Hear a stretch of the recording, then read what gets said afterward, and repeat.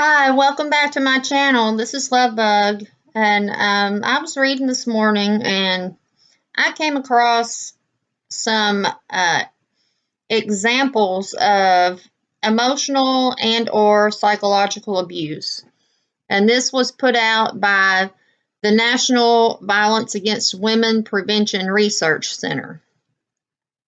So I'm just going to share these with you real quick because I identify with every one of them on the list. So the first one is refusing to share in housework or childcare. Now, my husband thought that he did not have to do anything but go to work and mow the grass. And that's pretty much what he did. I could probably count on one hand how many times he cooked dinner or any other meal, unless he was outside barbecuing or using the grill. I think there might have been one time in the entire marriage that he washed the dishes. And as far as childcare, he didn't help in that at all. My older kids helped with the little kids if, I needed them to. But they were good sisters and brothers, so they really didn't mind. But they were a big help. Even if I was gone to the grocery store or something, and I would come back, my kids would tell me they were starving. And I would say, well, did you tell your dad? And they'd say, yeah, we told Dad. And he said, I don't know what to tell you. Wait till your mama gets home. So I got the kids ready for school. Anything that had to do with the kids, I did. Even if it was just reading them a book, he wouldn't read them a book. He didn't play catch with them. My son played baseball. He would always, tell my youngest son, go ask your brother.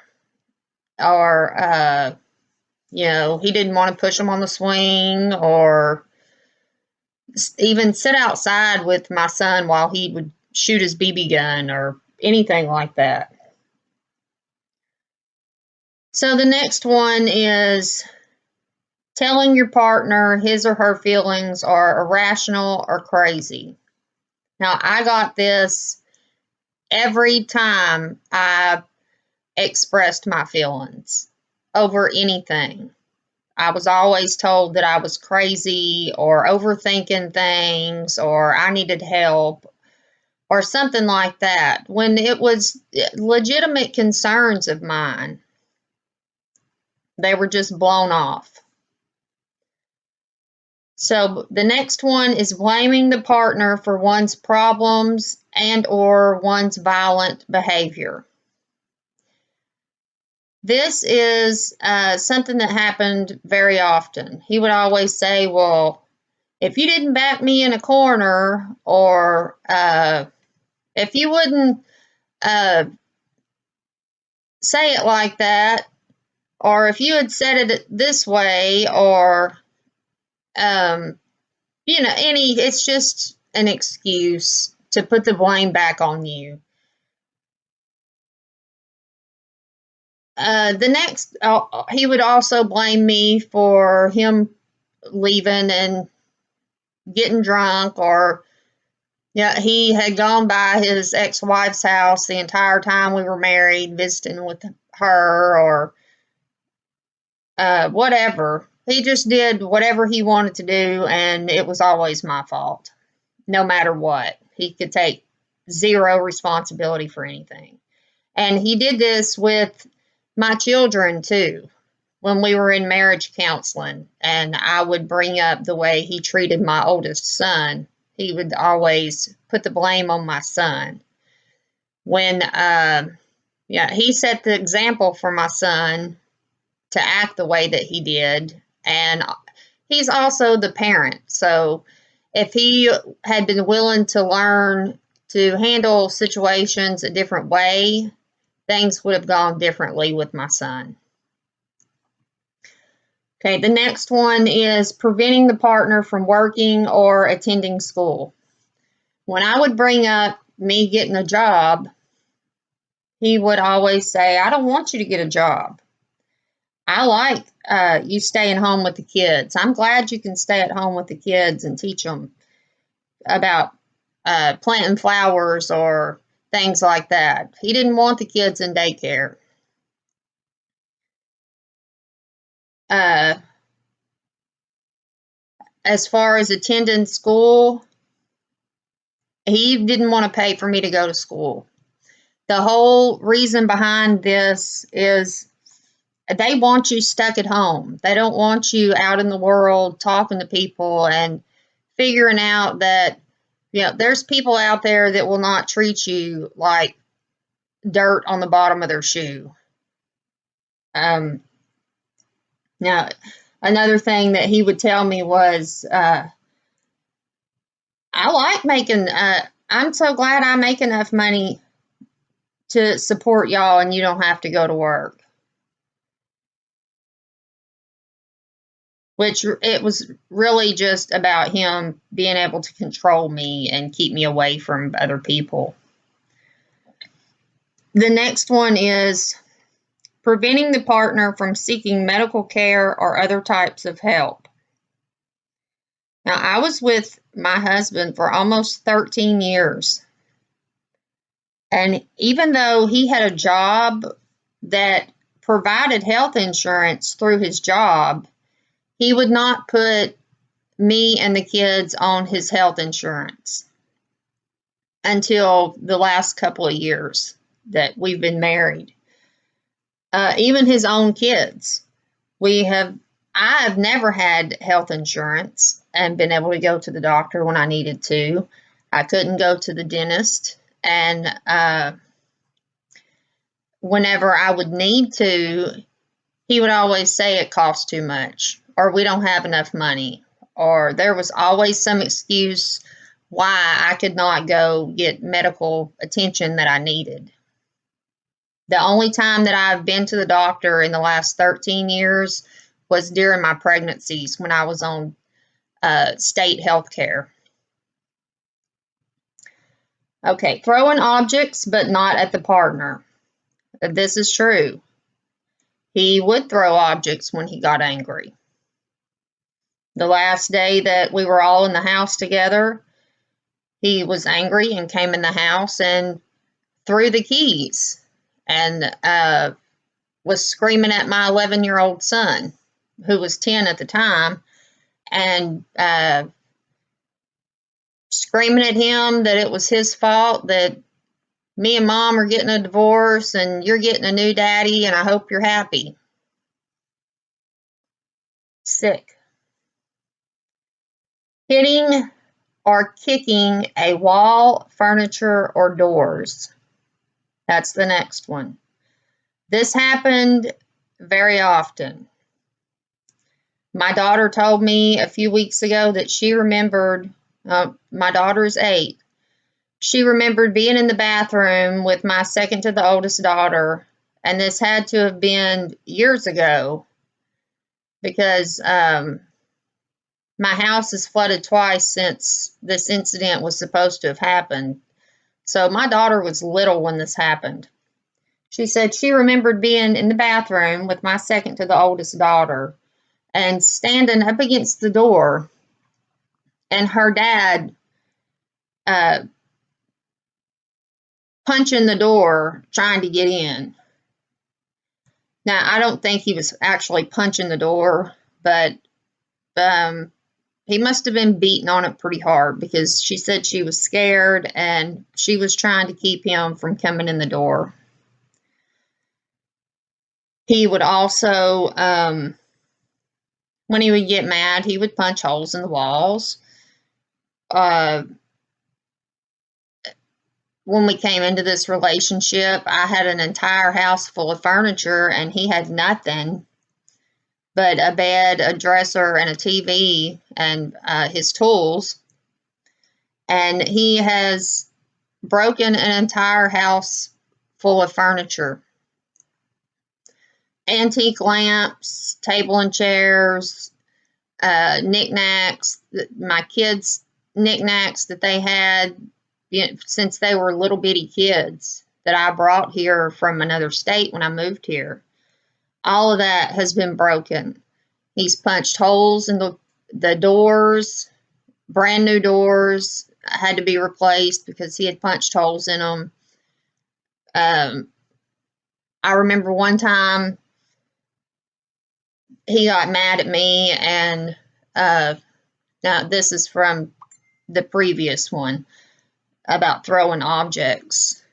He got mad at me and was throwing beer cans around in our bedroom. And this is when my son, who's 11 now, was a newborn, and his bed was in our room. And he was throwing beer cans with no concern of them hitting our son. And they were even in his bed with him because he was in the bed asleep. My husband also told me about beating up his ex-wife's car. And when I had went with him to sign his divorce papers, she was there with her mom, and she was asking for money to repair their trailer because he had punched holes in the walls in their trailer. So that is a sign of abuse. Shaking your finger or fist at one's partner.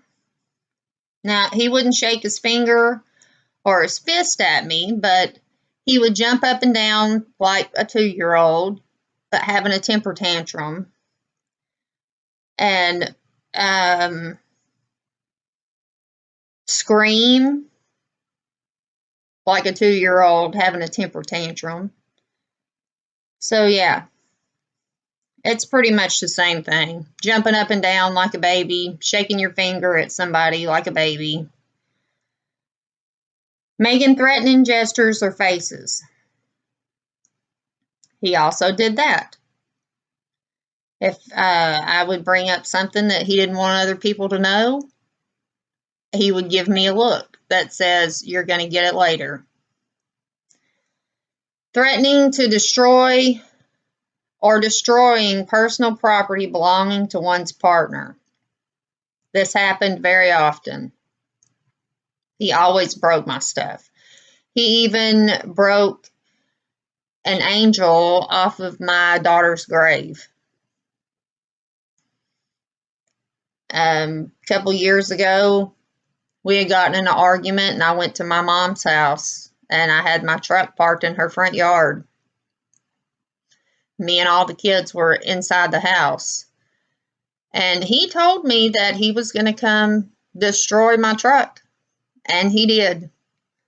A few minutes later, he came flying in the driveway in his own truck and just kept backing up and ramming my truck and backing up and ramming my truck. And he pushed the truck into the house, and me and all the kids were inside. He didn't care that the kids were there. He didn't care that the kids were seeing this. He didn't care that they were screaming hysterically and scared. He just kept backing up and ramming the truck.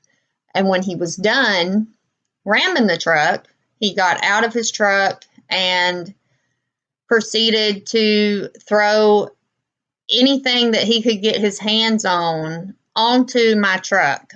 Lawn chairs, a big grill smoker that my dad had in the front yard, a bed frame that had been put outside to be put in the shed, and it was metal. So before that had happened, he had thrown a coffee cup at my truck and put a huge dent in the side of it. And after he threw all of these objects onto my truck, trying to destroy my truck, He went to the window and was screaming into the window and punching the window and punched the window out of my mom's house. So that was a pretty scary ordeal for me and the kids. Yeah, they can be pretty scary. Yelling, insulting the partner is the next one. This happened very often. Anytime that he had an opportunity to insult me or put me down, he took full advantage of it. I mean, he would tell me I'm crazy, psycho bitch, call me a nasty whore, a filthy, worthless whore, just anything that he felt like calling me, he would. Anything to degrade me. And he would even do this in front of my children. The next one is swearing at one's partner or calling him or her names. Now, this is almost the same as the last one. You know, he would call me a dirty whore and just whatever he felt like calling me to make me feel degraded and worthless. The next one is driving dangerously while one's partner is in the car or as a conscious, intentional act to scare or intimidate. This would happen too. I remember him having me trapped in the truck with him, and we were on a back road out in the country. Nobody was around. And he just kept driving really fast and doing donuts in the road. And I was pretty scared, and he wouldn't let me out of the truck. And this happened more than one time. So this is just some good information that I've found while I was reading this morning. Again, it's from the National Violence Against Women Prevention Research Center. So you might want to look them up. They probably have more good information on their website. So if my videos are helping you to identify psychological or physical abuse in your own relationship, please like and subscribe to my channel for more videos.